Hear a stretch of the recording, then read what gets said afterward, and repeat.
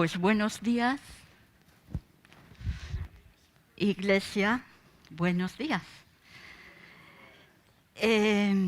La verdad es que sobre estas dos realidades hay mucho que decir, porque es algo permanente, porque es una realidad, ¿no? Que vivimos nosotros dos realidades.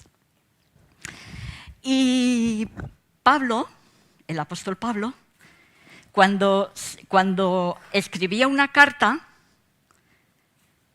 la salutación que les hacía a los hermanos que escribía siempre era posicionándolos en su realidad más alta.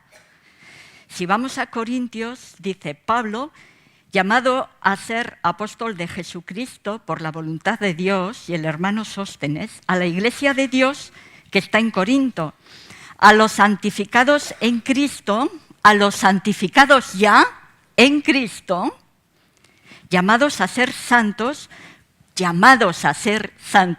o sea, Cristo ya lo hizo. No, me lo decís, yo no me doy cuenta. A ver, ¿cómo es la cosa?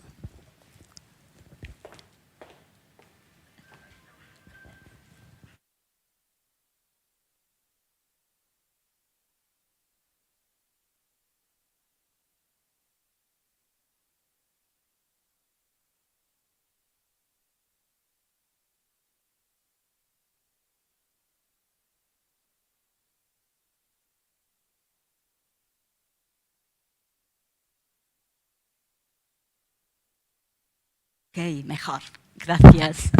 Hoy muy cerca igual. Vale. Bueno, pues estábamos diciendo, ¿verdad?, que Pablo saludaba a los hermanos en esa realidad más alta. Y estábamos diciendo que a los corintios ya los llamaba santificados. En Cristo ya estaban hechos perfectos en su espíritu, pero luego dice llamados a ser santos, porque hay una parte, esa parte de alma, esa parte, ¿verdad?, que tiene que ir santificándose. Pero los posiciona. Y luego les dice en el 3, gracia y paz a vosotros, de nuestro Padre y del Señor, de Dios nuestro Padre y del Señor Jesucristo. Así los posicionaba. Si vamos a Romanos, dice, bueno, voy a, que aunque me lo sé, tampoco quiero alargar, ¿verdad? Romanos 1:7.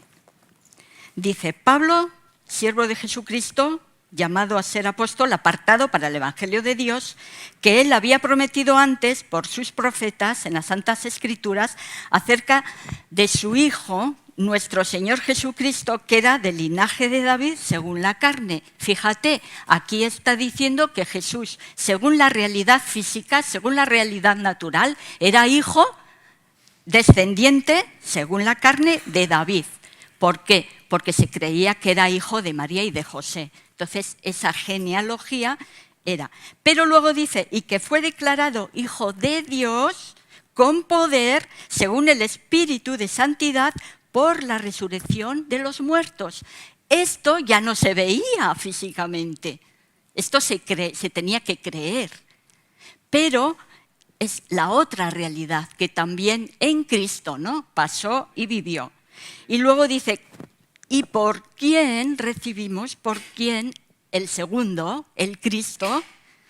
¿Por quién recibimos la gracia y el apostolado para la obediencia a la fe en todas las naciones por amor de su nombre, entre las cuales estáis también vosotros, llamados a ser de Jesucristo, a todos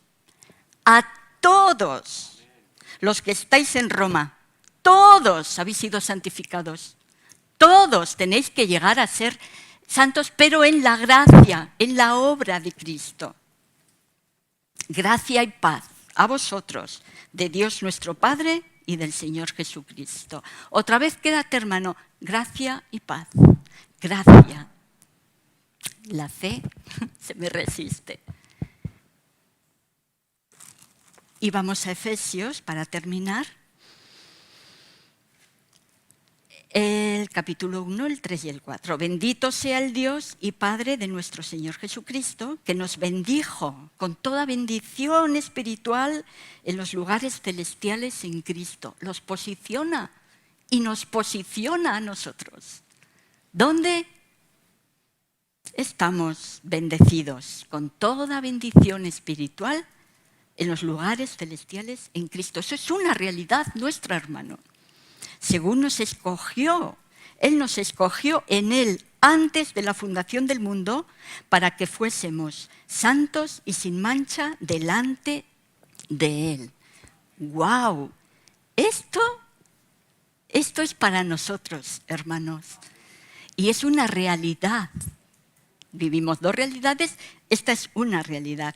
Y no sé tú, pero a mí esto de que el Señor me escogiera desde antes de la fundación del mundo, ¡wow! ¿Cuántas veces me ha bendecido, ¿no? ¿Por qué?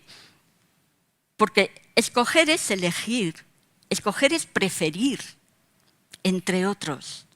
Y tú has sido escogido antes de la fundación del mundo. Ya te escogió Dios. Y hermano, esto cuando la otra realidad, la natural, viene a nuestras vidas y estamos pasando, o nosotros mismos no damos la talla, o no llegamos, o no... En fin, hay tantas situaciones, ¿no?, que nos podemos ver así, bajitos. El hecho de que Dios te haya escogido, a mí, el hecho de que Dios me haya escogido, me levanta. ¿Por qué? Porque Dios, mi Padre, cree en mí todavía. Todavía cree en mí porque me escogió. Si no, yo no estaría aquí. Y si el Padre te escogió, que te escogió, cree en ti, todavía cree en ti. Y cree que tú vas a llegar a ser santo porque Él ya te santificó. Y cree que tú vas a llegar a eso. Y yo también, ¿no? Entonces, para mí esto es sanador y liberador. Digo, sí, Señor, voy adelante, es motivador. Digo, sí, Señor, mi vida tiene propósito, tu vida tiene propósito. Entonces, ahí vamos, mi vida tiene propósito, que vean a Cristo, allí donde estoy, allí donde me toque estar, que vean en mí a Cristo y que sepan cómo Dios les ama. Es muy importante. Y el Espíritu Santo, hermanos, nos habla, nos guía en esta realidad espiritual que es importante que vayamos posicionados ya y que vivamos posicionados en Cristo. No de la otra realidad como yo me veo, porque mira, es que he fallado, porque como he fallado. Sí, pero fuiste escogido. Yo fui escogida, elegida, preferida, entre otros. Dios cree en mí. Así que ahí vamos.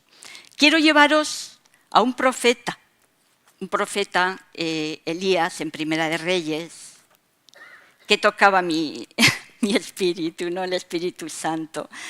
Y este Elías, precioso siervo de Dios, nos vamos a Primera de Reyes, para que leáis en casa 17, 18 y 19. Maravillosa historia, ¿no? Pero me voy a enfocar en el 19.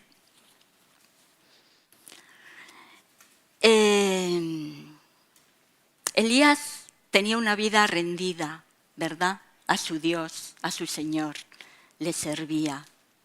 Él se movía, me impactaba, ¿no?, cuando podemos leer aquí en el 19, que le dice, primero hay una sequía tremenda en el 18, hay una sequía tremenda, y le dice el Señor, vete al arroyo de Querit, que yo te voy a alimentar con cuervos y vas a beber agua del arroyo. Y él va, y oye la palabra del Señor cuando se acaba esa agua, vete a Sarepta de Sidón, y allí tengo yo preparada una viuda que ella te va a alimentar. Y él va. Y vive a través de milagros, porque la viuda era muy pobre, no tenía más que para ya lo último de comer, y ahí va él trayendo vida, ¿no? y resucita, se muere su hijo, resucita al hijo de la viuda y le dice, ahora ora para que llueva. Y él ora para que llueva y llueve, ¿verdad? Y lo más tremendo, es un profeta que tuvo el desafío tan tremendo de enfrentarse a 450 profetas de Baal. La situación en Israel era la siguiente. El rey de Israel se supone que tenía que guiar el pueblo a Dios, como David, pero Acab era un rey que hacía todo malísimo y se casó con Jezabel, una princesa de Sidón, que trajo sus dioses, que era Baal y Asera. Y se trajo a sus casi 500 profetas de esa idolatría, ¿no? Y Elías los desafía y les dice, vale, ¿hasta cuándo vais a claudicar, pueblo? ¿Hasta cuándo? Vamos a ver quién es el Dios que responde. Vamos a poner un holocausto, vamos a poner un sacrificio y aquel Dios que responda, ese va a ser Dios. Él solito frente a los 450. Y ahí están los 450. Ya sabéis que cuando hay muchos, lo nuestro vale, y lo nuestro vale como un equipo de fútbol, ¡guau!, ¿no? Y luego igual pierde, pero ahí estaban los 450 haciendo fuerza, ¿no? Una fuerza humana, una fuerza vana, una fuerza, ¿no? Y venga, clamaban ahí, responde, y no respondió, ¿no? Y Elías dice, bueno, ahora me toca a mí. Y echar agua por alrededor del sacrificio, porque es igual, Dios va a responder, para Dios no es tropiezo eso. Y cayó fuego del cielo y consumió todo el holocausto, consumió el agua, consumió todo, ¿no? Esto es lo que hizo Elías. Y entonces viene Jezabel y ¿qué dice? ¿Qué ha hecho Elías? ¿Qué? A me lo cargo yo. ¿Que se ha cargado a todo mi séquito religioso? A me lo cargo yo. Y le dio un mensaje, ¿no? Y aquí nuestro querido profeta corre, sale corriendo, ¿no? Teme por su vida. Y este viaje no lo hizo oyendo la voz de Dios, ¿no? Porque hasta ahora, vete aquí, y él iba. Vete a Sarepta, y él iba. Ora para que no llueva, oraba. Pero aquí fue por su propia cuenta, porque temía por su vida, ¿no? Era tan fuerte, ¿no? Porque decía, es la reina, detrás de la reina hay un ejército. O sea, no, aquí, ¿no? Entonces, corre por su vida.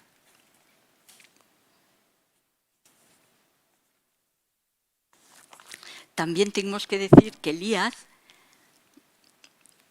fue uno de los que se aparecieron con Jesús en el monte de la Transfiguración. ¿Y Santiago qué dice de Elías? Santiago, en el capítulo 5 y versículo 17, dice, Elías era un hombre sujeto a pasiones semejantes a las nuestras, y oró fervientemente para que no lloviese, y no llovió sobre la tierra por 3 años y 6 meses. Y otra vez oró, y el cielo dio lluvia, y la tierra produjo su fruto. Pero ¿qué dice? Que era un hombre sujeto a pasiones, que no era perfecto, Ningún siervo de Dios, ningún hijo de Dios, en nosotros mismos somos perfectos, ¿no? Y Dios no esconde jamás, en ninguno de sus siervos, esconde los defectos que había en cada hombre, ¿no? Porque Él es Dios, es por gracia, Él es el Salvador realmente, ¿no? Y bueno, y en este momento leemos del capítulo 19, 1, 2 y 3. Dice, Acab dio a Jezabel la nueva de todo lo que Elías había hecho y de cómo había matado a espada a todos los profetas. Entonces envió Jezabel a Elías un mensajero diciendo, así me hagan los dioses y aún me añadan, si mañana a estas horas yo no he puesto tu persona como la de uno de ellos. Viendo pues el peligro, se levantó y se fue para salvar su vida. y vino a Beerseba, que está en Judá, y dejó allí a su criado. Viendo, ¿qué veía? El peligro, la amenaza, esa situación física, ¿no? Y real, que es una de las realidades que veía. Eso, ahí sus ojos se bajaron, ¿verdad? Por ese momento él dejó de ser en el espíritu y se puso en su alma, ¿no? Y temió por su vida, Seguimos leyendo. Y él se fue por el desierto un día de camino y vino y se sentó debajo de un enebro y deseando morirse dijo, basta ya, oh Yahvé, quítame la vida, pues no soy mejor que mis padres.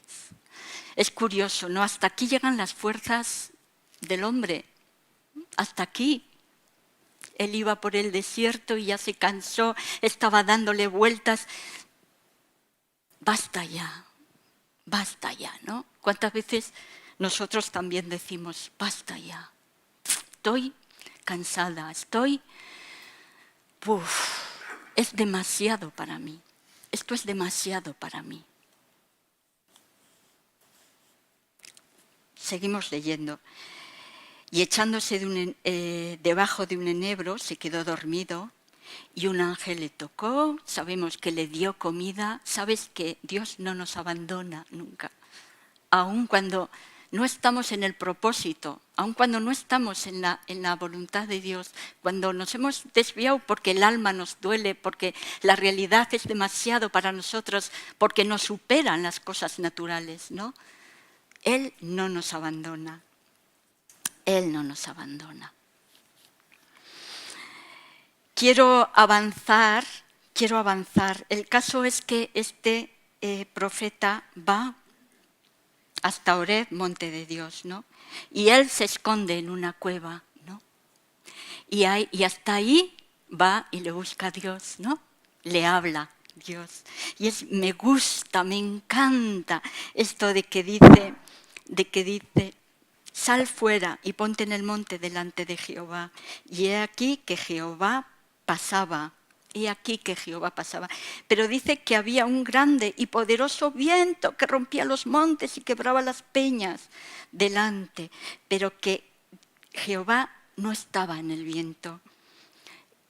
Elías no se dejó impresionar por eso. Y tras el viento un terremoto, y no estaba en el terremoto. Y tras el terremoto un fuego, pero no estaba en el fuego. Y tras el fuego un silbo apacible y delicado. Y dice, cuando lo oyó Elías, discernía la voz de Dios. No se dejó impresionar por el fuego, no se dejó impresionar por nada. Discernió la voz de Dios, la oyó, cubrió su rostro con su manto y salió y se puso a la puerta de la cueva. Y dice que vino una voz que le decía, ¿qué haces aquí, Elías? ¿Qué haces aquí? ¿No? Este hombre tan sencillo, tan humilde, tan ligero a la voz del Espíritu. ¿Qué haces aquí, Elías? Y él derrama su alma, ¿no? Y le dice, he sentido un vivo celo por Dios, por Jehová, Dios de los ejércitos, porque los hijos de Israel han dejado tu pacto, han derribado tus altares y han matado a espada a tus profetas, y solo yo he quedado y me buscan para quitarme la vida. Y el Señor le deja hablar. En ningún momento le dice, mira, tienes razón, pobrecito de ti. Le devuelve al propósito. Nos devuelve al propósito, ¿no? Le dice en el 15, y le dijo Jehová, ve por el desierto de Damasco y llegarás y ungirás a Hazael por rey de Siria, a Jehú por rey de Israel y a Eliseo como sucesor tuyo. Adelante, te he oído, pero yo te sano. Te he oído, pero yo tengo propósito para tu vida. Ya has descansado, ya has llorado, ya está, adelante. Y Él nos vuelve al propósito. ¿Y sabes lo que me gusta mucho de Elías? Que no insiste. Que no insiste.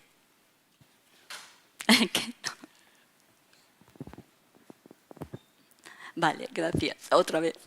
Que no insiste, Elías. No le dice, no, pero es que me quieren matar. Es que no te das cuenta por donde yo estoy pasando.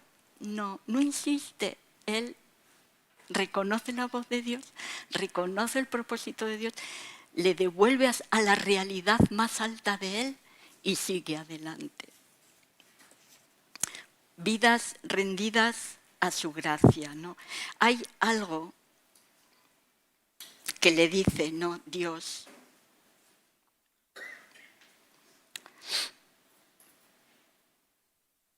Que le dice Dios, ¿no? Y que dice, ve, vuelte por tu camino, haz lo que tienes que hacer. Y en el 18 le dice, y yo haré que queden en Israel 7.000 cuyas rodillas no han doblado ante Baal y cuyas bocas no lo besaron. No, es que yo solo he quedado... No. Versículo 18, yo haré, Elías, yo haré.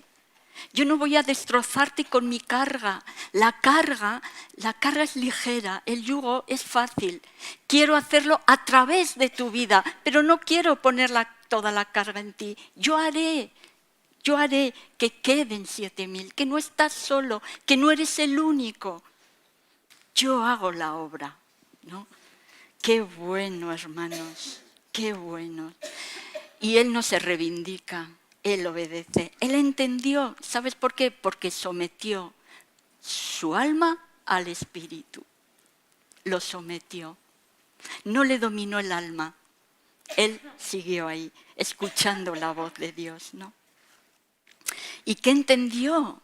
Entendió que el sistema de este mundo no está por encima del propósito y de la voluntad de Dios. Hermano.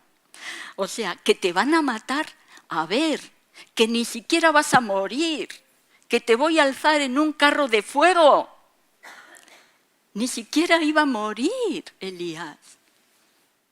Pero el sistema de este mundo quiere amenazarnos, hundirnos. Eso es lo que quiere. Por eso es tan importante esa realidad que es nuestra, ¿no? Es nuestra. Mira, el sistema de este mundo es paralelo al reino de los cielos. Paralelo, ¿no? Nunca te va a decir cuál es la voluntad de Dios. Nunca. De hecho, me gusta, todavía quiero poner un acento a lo que compartieron los pastores sobre los de Emaús, ¿no? Porque es que para que veas cómo el sistema de este mundo, lo mismo que Elías, de alguna manera te pone la realidad de tal manera que no puedes, o sea, que no te deja ver la otra. Pero nosotros vivimos por lo que no vemos, vivimos por la fe. Y estos, los de Emaús, dice que Jesús iban dos por el camino de Emaús y se les añade Jesús, ¿no? Por hacerlo corto. Y les dice, ¿pero qué cuestiones son estas que estáis hablando vosotros? Y le dice, ¿cómo? ¿Eres tú el único que no sabes esto? ¿Eres tú el único forastero que no te has enterado de lo que ha sucedido?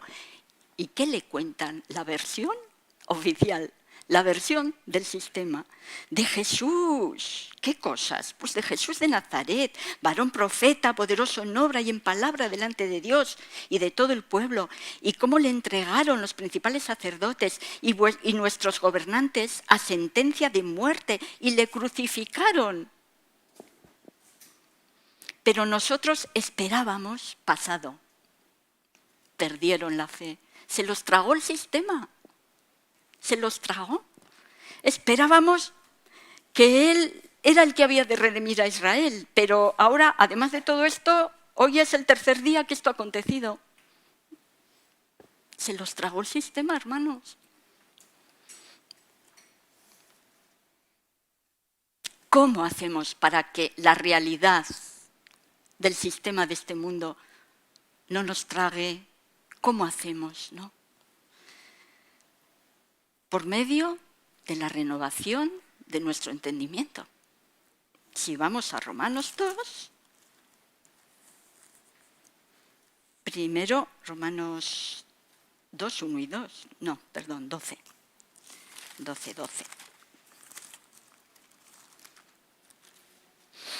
Así que, hermanos, os ruego por las misericordias de Dios que presentéis vuestros cuerpos en sacrificio vivo, santo, agradable a Dios, que es vuestro culto racional. ¿Por qué? Porque una vida rendida puede oír a Dios.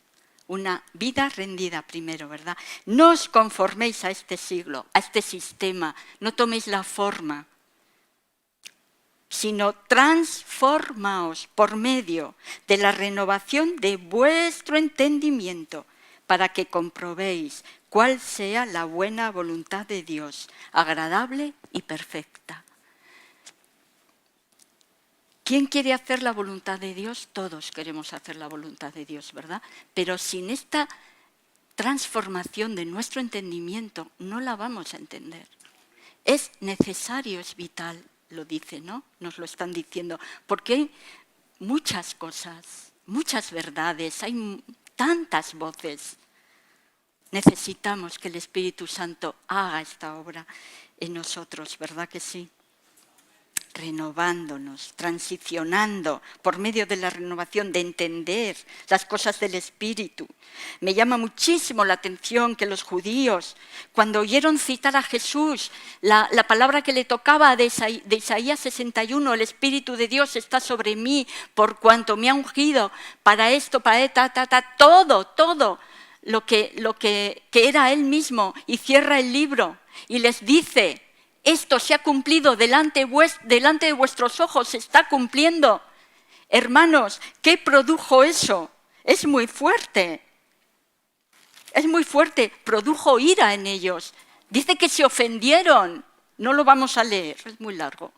Se ofendieron porque él les estaba hablando. ¿Qué pasaba allí? Ellos tenían la ley, ellos tenían la palabra de Dios, la tenían, pero no estaban siendo renovados. Estaban de alguna manera secuestrando la palabra. Esto es mío y Dios se tiene que mover a mi forma, porque si Dios no se mueve como yo entiendo, voy a sospechar y voy a bla, bla, bla, y mira, y voy a por ti, porque tú no eres más que un... No, hermanos, no podemos secuestrar la palabra, sino ser... que la palabra nos cambie a nosotros, nos transforme a nosotros, nos dé la forma de esa realidad para ver lo que no vemos, para que sea real, porque si algo Dios quiere y vino Cristo a traernos, es la vida, es vida. O sea, y Jesús decía, las palabras que yo os hablo son espíritu y son vida, no son letra, no son una teoría, es para que lo experimentes. Es para que lo experimentes, para que lo vives. Porque podemos enseñar muchas cosas, pero nos vamos a reproducir solo en lo que somos.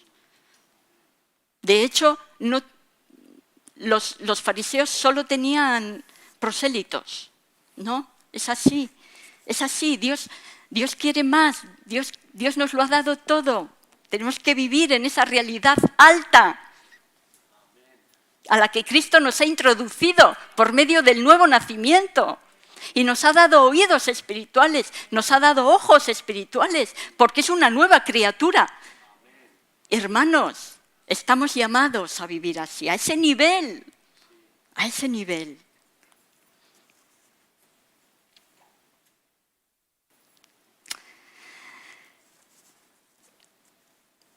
De hecho, dice Jeremías 9, en Jeremías 9, Dios se expresa. Y Dios dice, 9, 23 y 24, dice, no se alabe el sabio en su sabiduría, ni en su valentía se alabe el valiente, ni el rico se alabe en su riqueza. Bueno, son las tres áreas en las que todos vamos.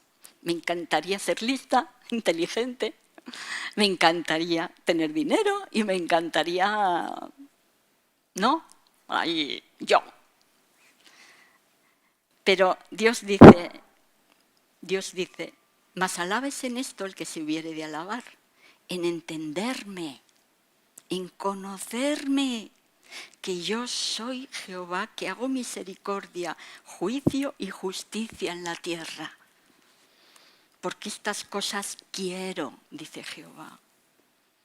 Dios está diciendo, yo quiero ser entendido, yo quiero ser conocido, quiero que me conozcas.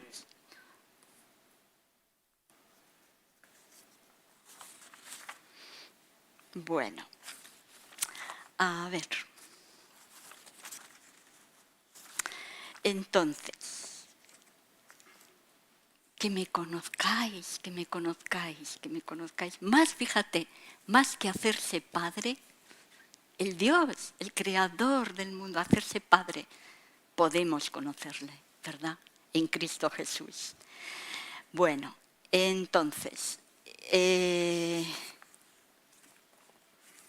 quiero a ver qué comparto. Sí. Tú sabes, ¿verdad? Tú sabes que había un padre que tenía 2 hijos. Tú sabes que el pequeño se le piró, le pidió la herencia y se piró. Estoy hablando de la parábola del hijo pródigo. Quiero hablarte de un padre que no era conocido por ninguno de sus 2 hijos. Fíjate, sabemos que el pequeño pidió la herencia antes de tiempo. Este hijo hizo las cosas mal. Pidió la herencia antes de tiempo, cosa que eso era un morro, ¿no?, muy feo, en un patriarcado judío, sobre todo, ¿no? El padre estar vivo y decir, a mí me da igual, tú a mí me das lo que me corresponde. Segundo, se va a un país lejano. A ver, Lucas 15, estamos en Lucas 15, vamos a situarnos, porque soy un poco así.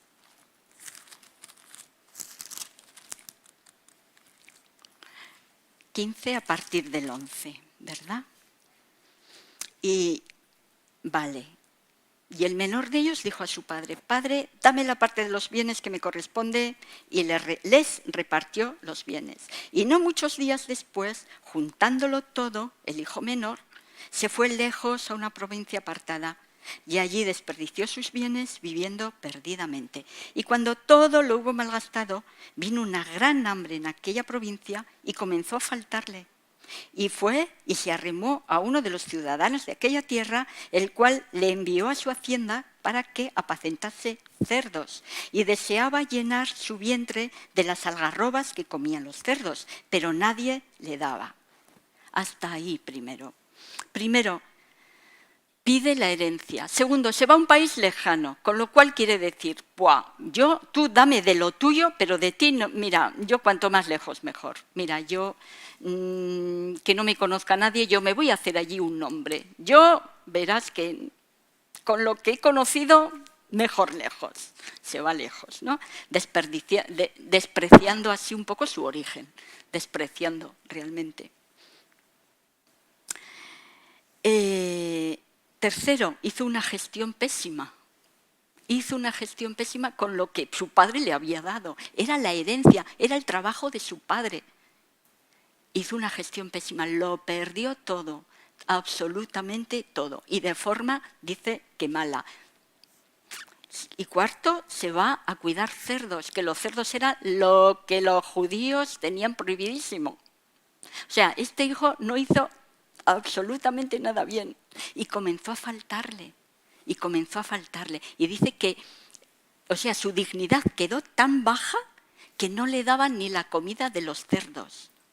Le tenían, tú sabes que alguien no te quiera dar hasta dónde bajó él, ¿no? Y cuando ya estaba consumido, volvió en sí y va a casa de su padre otra vez, ¿no? Vale. Perdió la dignidad y lo perdió todo. Prepara un discurso Y un discurso de condenación y de legalismo, ¿no? Porque mira, yo no merezco ser tu hijo, no merezco, y legalismo. Yo trabajaré para ganarme el sustento, yo trabajaré, ¿no? Ese era su discurso, ¿verdad? ¿Y cómo le recibe el padre? Este padre, fijaros qué hermoso padre, dice que le ve de lejos, que lo esperaba. El padre lo estaba esperando, porque todos los días se asomaba a la puerta a ver cuándo viene, a ver si hoy igual viene mi hijo, ¿no? Y corre, dice que corre. Esto, el jefe de una hacienda, el patriarca, arremangarse las faldas y echar a correr a lo que quedaba de su hijo, ¿no? Tenía siervos, oye, mira, parece... No, él echa a correr y se le echa al cuello, ¿no? Y el hijo empieza su discurso y el padre no le deja terminar. El padre no le deja terminar, el padre le viste con lo mejor, le calza con lo mejor, le pone el anillo y le hace fiesta. Y le hace fiesta. Esta es la fiesta de la gracia, hermanos. Así nos ama el Padre. Así nos ama el Padre. Tan podemos ser como seamos, ¿no? Pero así nos ama el Padre. Y este hijo no le conocía. Y otro detalle, fíjate que cuando faltó, cuando había hambruna, él formaba parte del sistema, él formaba parte del hambre, él formaba parte de ese escenario. Mira que había abundancia en casa del Padre, mira que podía de la casa de su padre ser un agente de cambio, pero no fue, ¿no? Formó parte de esa miseria humana que hay afuera. ¿Y el hijo mayor? ¿Qué pasa con el hijo mayor? El hijo que siempre había estado ahí, ¿no? Hay una cosa con este hijo, y para tener en cuenta 3 cosas. Tenía una identidad correcta, era hijo, Estaba en el lugar correcto, en la casa de su padre, y estaba haciendo lo correcto, porque estaba en los negocios de su padre. Pero no acompañó al padre en su dolor cuando su hijo pequeño le faltaba y el padre estaba triste. No le acompañó. Cuando le ve gozoso porque ha vuelto su hermano, tampoco le acompaña. Le da igual el corazón del padre, le da igual. Vemos que se enoja. Y si vemos del capítulo 15, versículo 30, le dice, le echa en cara cuando le dice, pero cuando vino este tu hijo, no le dice mi hermano, este tu hijo que ha consumido tus bienes con rameras, acababa de venir y le había informado el siervo que ha venido tu hermano bueno y sano y tu padre lo celebra, era todo lo que sabía, pero estaba dispuesto a creer lo peor del otro, dispuesto a pensar lo peor del hermano. Y dice, y esto, ¿no? Para que tú, encima que lo desperdicia todo con rameras, le has hecho matar para él el becerro más gordo. Y fíjate lo que le dice el padre. Hijo, tú siempre has estado conmigo, pero físicamente, porque de corazón no estaba. Y lo mío es tuyo, y te repartí mi herencia, porque le estaba diciendo que tú a mí no me das nada. Mira lo que dice, es que es muy heavy, ¿no? Porque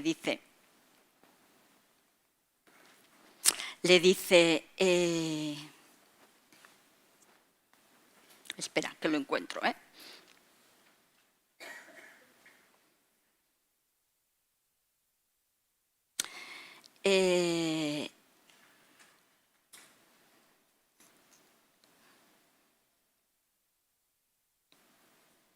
sí, el 29, le dice, he aquí tantos años te sirvo, no habiéndote desobedecido jamás. ¿Quién se puede creer eso? Que jamás, ¿no? Un hijo desobedece a un padre. Pero era su propia percepción de que él lo hacía todo bien, ¿no? Y nunca, fíjate, nunca me has dado ni un cabrito para gozarme de mis amigos. Nunca, ese jamás, ese nunca. Mentira, eso es ese es el orgullo, ¿no? Cuando le dice, pero si lo mío es tuyo, pero si yo estoy contigo todo, no, porque tú no, si tú a mí, o sea, tú tienes que, no sé, hermanos, esa manera de no querer entender al Padre, ¿no? ¿Cuántas veces somos así, de que no queremos entender a Dios, no queremos entender su amor? ¿Por qué? Porque estamos en nosotros mismos. Estamos en no, si tú no, lo mismo que los judíos, si no haces las cosas a la manera de mí, a la manera de yo. No, hermanos, tenemos que trascender, tenemos que ir de una mente a otra, a la mente de Cristo. Tenemos que entender al Padre, porque el Padre es amor. Fíjate cómo les trataba. Ninguno de los dos hermanos conocía al Padre. En realidad, ninguno de los dos hermanos conocía al Padre. Jamás te he desobedecido.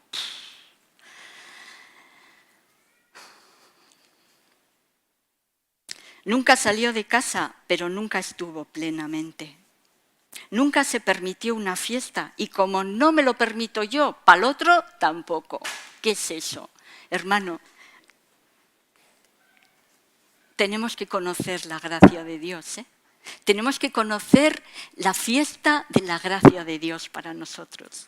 Porque si no la conocemos, nos va a parecer que el otro tampoco se la merece. Y es gracia, es pura gracia lo que Dios tiene en nosotros, hermanos. Pura gracia. ¿Quién es el Hijo perfecto? Cristo. Cristo, Hijo perfecto. Cristo hizo la perfecta voluntad del Padre, en contraposición de estos, ¿no? Dos hermanos que parece que uno era mejor que el otro. No, ninguno. La cuestión, como Elías, conocer la voz del Padre, conocerla, conocer el corazón del Padre, conocerle, porque Cristo nos lo revela. Cristo nos lo revela. Y Jesús dijo que el que quiere conocer al Padre, que le vea a Él, ¿no? ¿Y qué dice Jesús? Que Él es la vid, como oíamos aquí unos domingos atrás. Él es la vid y yo soy el pámpano. Esa unidad, esa unión a Cristo me va a permitir conocer al Padre. Esa unión, ¿verdad que sí? Permanecer en mí y en mis palabras. Aquí ya estoy, ¿verdad? En San Juan 15, con la vid y los pámpanos. El que permanece en mí y mis palabras permanecen en vosotros. La palabra como espíritu y como vida, no como letra. El que permanece en mí. ¿Qué bebe el pámpano? ¿Qué absorbe el pámpano del tronco de la vid, verdad? Eso es. ¿Y qué fruto va a dar de la misma vid? Va a dar ese fruto, ¿verdad? Va a dar fruto, va a dar fruto. Nadie le va a decir, tienes que sacar fruto. Va a dar fruto si permanecemos, ¿verdad? En esa realidad alta, hermanos, en esa realidad alta. Y sabemos que Elías era flexible al Espíritu, flexible. Y sabiendo que Cristo hace nuevas todas las cosas, tenemos que estar como al loro. Tenemos que estar al loro. Porque lo de ayer no vale para hoy.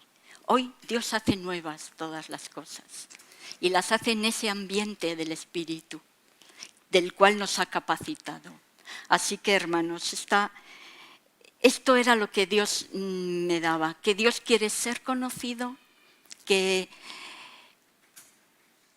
tenemos que no conformarnos a este siglo, sino transicionar por el Espíritu a esa realidad espiritual, por medio de la renovación del entendimiento, hermanos.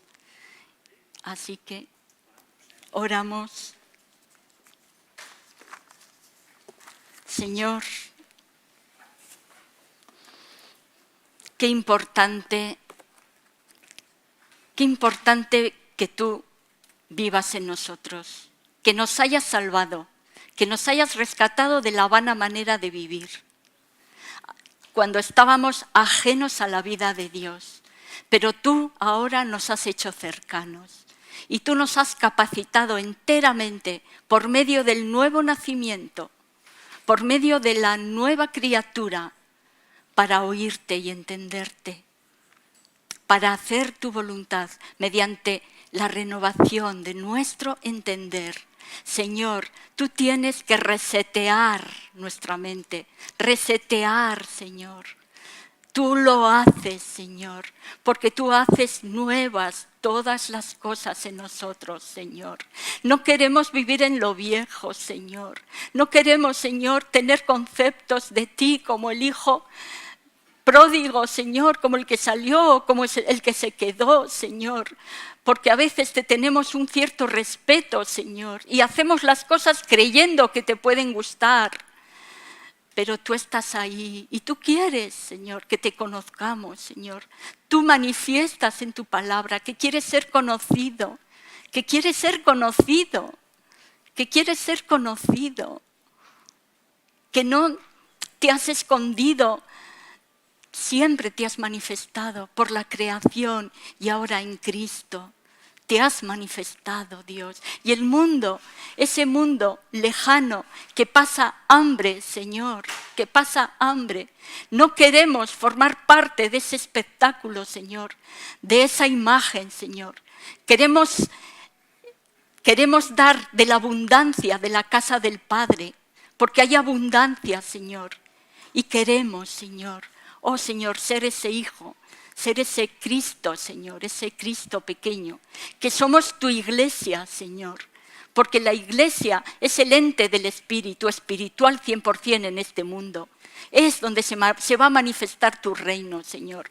Por eso queremos oírte y escucharte, porque no queremos unirnos a la voz del mundo. Ya sabemos lo que hay, ya sabemos, pero el mundo necesita de la abundancia de la casa del Padre. Y eso es lo que queremos. Y tú nos has capacitado en Cristo. Y te damos gracias en el nombre de Jesús. Amén.